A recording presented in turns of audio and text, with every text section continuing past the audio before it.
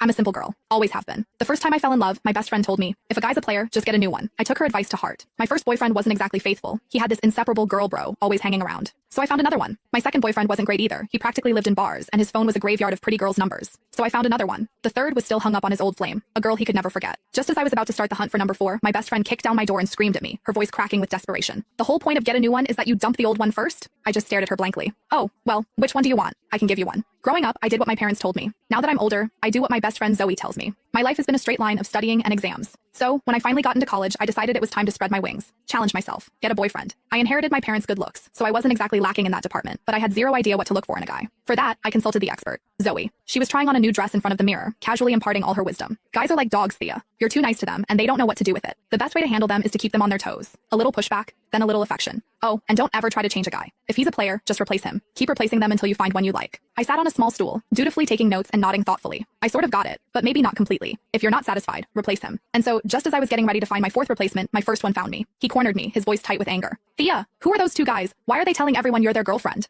Liam was gorgeous. That was the first rule Zoe taught me. A guy has to be hot. If he's not, you'll lose your appetite just looking at him. I took that to heart. I met Liam at freshman orientation. He was a popular senior in my major, on stage sharing his experiences. I was sitting in the front row, and I was probably the only girl there actually listening to his speech instead of just drooling over him. So, after the event, he came right up to me and asked for my number. He started texting me constantly, checking in, walking me back to my dorm after class. On weekends, he'd take me shopping off campus, to the movies, out to dinner. He'd bring me bubble tea and snacks when I was stressed from studying. He even bought me a ridiculously expensive necklace. For the first 18 years of my life, my world had been a placid pond. Liam was the first stone to ever make a ripple. So when he asked me to be his girlfriend, I said yes. What I didn't expect was that after we got together, I'd discover he had a best girlfriend who was practically attached to his hip. On one of our dates, Liam's girl bro showed up uninvited. She slung an arm around his shoulder like they were buddies and winked at me. The girlfriend won't mind, right? Me and Liam go way back. We're totally platonic. Liam just sighed, but he was indulgent. Thea's super understanding. She doesn't get hung up on stuff like this. I just smiled, watching how close they were. I remembered Zoe telling me that some things were only for a boyfriend and girlfriend. So, were they a couple? What did that make me? The other woman? For our 1-month anniversary, Liam took me to an amusement park. We were having a great day, mostly because his girl bro Tanya was nowhere in sight. But as dusk fell and we headed for the Ferris wheel, she popped up like a weed. She had that same overly casual look on her face as she linked her arm through Liam's.